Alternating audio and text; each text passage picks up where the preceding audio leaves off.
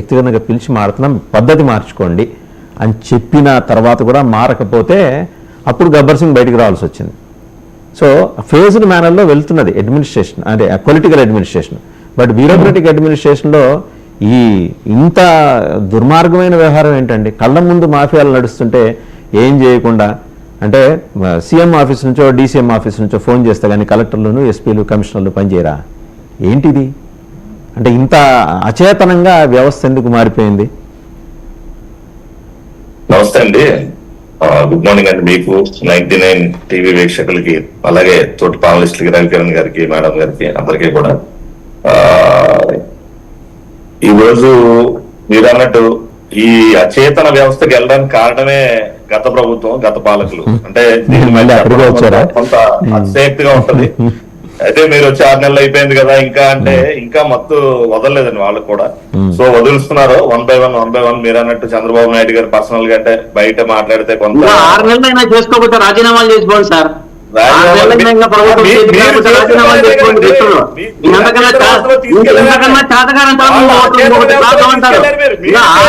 పడి ఏడుస్తూనే ఉన్నారు గత ప్రభుత్వం అని. 6 నెలలు 6 నెలలు ఇంకా గత ప్రభుత్వం గతంలోనే ఉన్నారు. వర్తమానంలో రండి, వర్తమానంలో చెప్పండి సార్. 6 నెలలు మీ చేతికి తెచ్చుకోలేదంటే మీరు శాతకాంతంలోనే మీరు మాట్లాడుతున్నప్పుడు నేను మాట్లాడలేదు. మీరు శ్రీకాంత్ గారు లెట్ హిమ్ కంప్లీట్ అండి. ఆయన ఇంకా అడగాల్సిన ప్రశ్న విమర్శ రైట్. అందుకనే అండి గతం గురించి ఒకటండి రమణ గారు, గతం గురించి వదిలేయండి అంటారు. శ్రీకాంత్ గారు మీరు ఆగండి, ఆయన మాట్లాడియండి. శ్రీకాంత్ గారు ఆయన మాట్లాడియండి. ఓకే, ఆయన మాట్లాడారు, మీరు ఆగండి.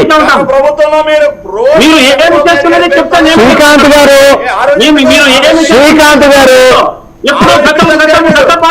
ఆయన మాట్లాడతారు, మీరు ఆగండి. ఆయన మాట్లాడతారు. శ్రీకాంత్ గారు ఇప్పుడు కూడా చంద్రబాబు నాయుడు గారు వస్తారు. మీకు అది చెప్పకండి. మీరు అసలు అర్హత లేదు, మీకు మాట్లాడే అర్హత లేదు, మీకు ప్రతిపక్ష హోదా కూడా లేదు. మీకు అలా చేశారు ప్రజలు. కనీసం అసెంబ్లీకి కూడా రాదు. మీరు మాట్లాడతారు, డిబేట్లు పెడతారు. ఈ రోజు మీ ముఖ్యమంత్రి గారు రోజు వచ్చి ప్రెస్ మీట్ పెడతాడు. ఇదివరకు ఏ ముఖ్యమంత్రిగా ఉన్నప్పుడు ఎందుకు ప్రెస్ మీట్లు పెట్టలేదండి? ఆయన ఎందుకు పెట్టలేదండి? డైరెక్ట్ గా లైవ్ ఎందుకు మాట్లాడలేదండి? అతను ఎందుకు మాట్లాడలేదు చెప్పగలరా?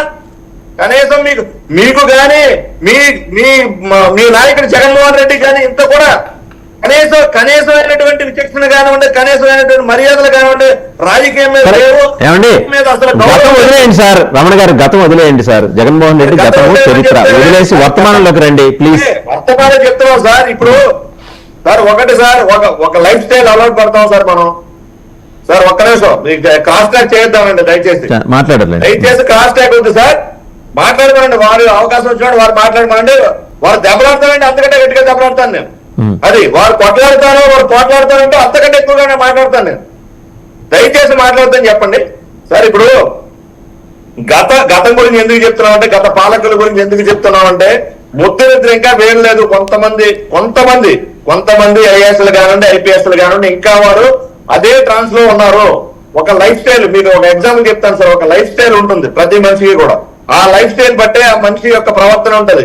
అంటే ఇప్పుడు ఉదయం కొంతమంది మీకులాగా 5 గంటలు లేస్తారు, కొంతమంది 8 గంటలకు లేచేవాళ్ళు ఉంటారు, 9 గంటలకు లేచేవాళ్ళు ఉంటారు. అలాగా వాళ్ళ లైఫ్ స్టైల్ ని, అంటే వాళ్ళు లేచే విధానాన్ని బట్టి, వాళ్ళు ప్రవర్తించే తీరుని బట్టే మనకు రేపు పొద్దున్న వాళ్ళ యొక్క భవిష్యత్తు, అంటే ఆంధ్రప్రదేశ్ భవిష్యత్తు ఉంటుంది. కాబట్టి ముందు నుంచి కూడా ఈ జగన్మోహన్ రెడ్డి గవర్నమెంట్ ముద్దు నిద్ర అంటే ఏమీ లేదండి. వాళ్ళని కనీసం డమ్మీల కింద రోబోల కింద చేసేసింది.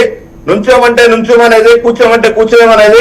వాళ్ళకి ఏ విధమైనటువంటి పవర్స్ లేకుండా, ఏ విధమైనటువంటి సౌకర్యాలు లేకుండా, వాళ్ళకి ఏంటంటే జస్ట్ ఒక నామకే వాస్తే ఒక ఓన్లీ గవర్నమెంట్ ఎంప్లాయీ అనే ముద్ర మాత్రం ఉండేది తప్పించి వారికి ఏ విధమైనటువంటి పవర్స్ ఉండేవి కాదు. డైరెక్ట్ సీఎంఓ నుంచి కానివ్వండి, లేదంటే ఎమ్మెల్యేలు, మినిస్టర్లు వాళ్ళు ఏం చెప్తే అది చేయాల్సిందే వాళ్ళు. ఈ రోజు ఆ పరిస్థితి మారింది, పూర్తిగా మారిపోయింది. ఈ రోజు రాజకీయ నాయకులు చెప్పినా సరే మీరు వినొద్దండి. ఏది కరెక్ట్ గా ఉంటే అది మాత్రమే చేయండి. బ్యూరో అంటే ఇండియన్ కాన్స్టిట్యూషన్ ఏ విధంగా మీకు చెప్తుందో ఆ విధంగా ముందుకెళ్ళండి అని చెప్పే ధైర్యం, దమ్ము ఈ రోజు ముఖ్యమంత్రి గారు కానివ్వండి, ఉప ముఖ్యమంత్రి గారు కానివ్వండి, ఈ రోజు తీసుకున్నటువంటి నిర్ణయం అది. ఈ రోజే కాదు, ముందు నుంచి కూడా 99 లో కూడా చంద్రబాబు నాయుడు గారు ఇదే విధంగా అధికారులు పరిగెట్టించారు. ఆయనకి గత చరిత్రలో అధికారులు ఏ విధంగా పనిచేయించారో ఆయనకి ఆ చరిత్ర ఉంది. అట్లాగే ఈ రోజు కూడా అదే విధంగా చంద్రబాబు నాయుడు గారు శుద్ధిమెత్తగా ఇప్పుడు విమర్శ వారికి హెచ్చరించడం జరిగింది, వారికి పర్సనల్ గా పిలిచి మాట్లాడడం జరిగింది. అయితే పవన్ కళ్యాణ్ గారు ఏంటంటే ఈ రోజు మరి డిప్యూటీ సీఎం గా ఛార్జ్ తీసుకున్న దగ్గర నుంచి కొంత అగ్రెసివ్ గా వెళ్ళడం, వారు కొంత దాన్ని ఏమంటారంటే ఇంకొంత బాధ్యతగా మరి వారు అధికారులతోటి కొంచెం ఈ రోజు మరి సీరియస్ గా తీసుకోవడం, ప్రజల ఆకాంక్షల్ని అంటే ఇన్ని సీట్లు ఇచ్చి గెలిపించినటువంటి ప్రజల్ని మనం ఏ విధంగా కూడా వారి డిసప్పాయింట్ అవ్వకూడదు, ఖచ్చితంగా మీరు మీ డ్యూటీలు మీరు చెయ్యండి అని చెప్పి వాళ్ళకి పూర్తి స్థాయిగా పవర్స్ ఇవ్వడం అనేది జరిగింది. ఇదివరకు అలా కాదండి, వాళ్ళని హ్యాండిక్యాప్డ్ చేసేసి వీళ్ళు ఏం చెప్తే వాట్ ఐ సే అది మీరు చేయండి అని చెప్పే విధంగా జగన్మోహన్ రెడ్డి ఉన్నారు. చంద్రబాబు నాయుడు గారు కానివ్వండి, డిప్యూటీ సీఎం గారు కానివ్వండి, మీకు పవర్స్ ఉన్నాయి, మీకు అధికారాలు ఉన్నాయి, అధికారాలని దుర్వినియోగపరచకుండా ప్రజల యొక్క సంక్షేమానికి ఉపయోగించండి, మీరు కష్టపడండి, క్షేత్రస్థాయిలో మీకు విషయాలన్నీ తెలుస్తాయి, దానికి మీరు ఏ విధమైనటువంటి స్పందన మీరు ప్రజల నుంచి ఉందో దానికి అనుగుణంగా మీరు నడవాలి. కానీ మీరు తద్విరుద్ధంగా ఏదో ఒక నాయకుడు చెప్పాడనో లేకపోతే అక్కడ ఏదో కొంత వాటికి మీరు లొంగి ఏ విధమైనటువంటి తప్పుడు నిర్ణయాలు తీసుకోవద్దని చెప్పి గట్టిగా చెప్పడం జరిగిందండి. అదే మేము అంటున్నాం. అంటే గత పాలకులను విమర్శించడం అంటే గత పాలకులు తయారు చేసినటువంటి వ్యవస్థ, అంటే తయారు చేయడం వాళ్ళ వ్యవస్థను తయారు చేయలేదు, అయితే వాళ్ళ వ్యవస్థను నడిపారు కాబట్టి అది ఇంకా కొంత పాత వాసన ఇంకా పోలేదండి. దాన్ని ఖచ్చితంగా ఇప్పుడు నిన్నటితోటి చాలా వరకు క్లారిటీ వచ్చింది. కలెక్టర్లు కూడా వారికి ఐఏఎస్లు కానీ ఐపీఎస్లు కానీ వారికి ఒక క్లారిటీ ఉంది. రేపటి నుంచి ఖచ్చితంగా పరిపాలన ఇంకా ముందుకి అంటే ఇంకా స్పీడ్ గా వెళ్ళడానికి, అట్లాగే ఏదైనా తప్పు నుండి సరిదిద్దుకుని మరి దాన్ని సెటరేట్ చేసుకోవడానికి అవకాశం ఉంటుందని మాత్రం. ఒకసారి కాసరగడ్డ నాగార్జున గారు, ఆంధ్రప్రదేశ్ కాంగ్రెస్ అధికార ప్రతినిధి వారి దగ్గరికి వెళ్దాం. నమస్తే నాగార్జున గారు. సో బ్రేకింగ్ ఏంటంటే అల్లు అర్జున్ గారు పాట్నాలో ప్రశాంత్ కిషోర్ గారిని కలిశారు. చాలా ఒక 45 minutes పొలిటికల్ డిస్కషన్ నడిచింది.